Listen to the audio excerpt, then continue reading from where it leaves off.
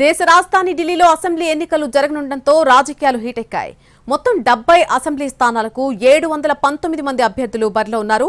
మొత్తం 1040 నామినేషన్లు దాఖలవగా ఉపసంహరణల తర్వాత 981 నామినేషన్లు మిగిలాయి. అయితే వీటిలో 477 నామినేషన్లను వివిధ కారణాలతో ఎన్నికల అధికారులు తిరస్కరించారు.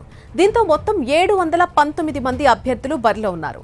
ఢిల్లీ మాజీ ముఖ్యమంత్రుల కుమారులైనటువంటి పర్వేష్ వర్మ బీజేపీ తరపున, సందీప్ దీక్షిత్ కాంగ్రెస్ తరపున కేజ్రీవాల్ తో తలపడుతున్నారు. కేజ్రీవాల్ పోటీ పడుతున్నటువంటి న్యూఢిల్లీ స్థానం నుంచి అత్యధికంగా 29 మంది అభ్యర్థులు నామినేషన్లు దాఖలు చేశారు. మొత్తం 40 నామినేషన్లు దాఖలవగా 23 మంది మాత్రమే పోటీలో నిలిచారు. ఫిబ్రవరి 5న ఢిల్లీలో ఒకే దశలో పోలింగ్ జరగబోతోంది. ఫిబ్రవరి 8న కౌంటింగ్ నిర్వహించి ఫలితాలు ప్రకటిస్తారు ఎన్నికల అధికారులు.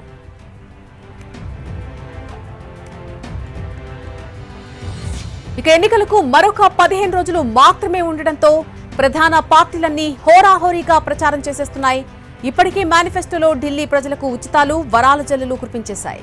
మరొకవైపు బీజేపీ, ఆప్, కాంగ్రెస్ల మధ్య హోరాహోరీ పోటీ తప్పేట్టు కనిపించడం లేదు.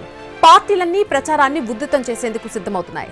గత అసెంబ్లీ ఎన్నికల్లో 53.57% ఓట్లతో ఆమ్ ఆద్మీ పార్టీ 62 స్థానాలు గెలుచుకుంది.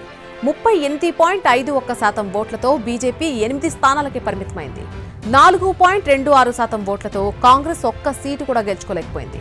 మరోవైపు 6 నెలల క్రితం జరిగిన లోక్సభ ఎన్నికల్లో బీజేపీ 54.35%, కాంగ్రెస్ 18.91% సాధించి ఓటు బ్యాంకును మెరుగుపరుచుకున్నాయి. ఆప్ మాత్రం 24.17% ఓట్లకు పడిపోయింది. దీంతో అసెంబ్లీ ఎన్నికల్లో 3 పార్టీల మధ్య హోరాహోరీ పోటీ ఉండబోతున్నట్టుగా తెలుస్తోంది.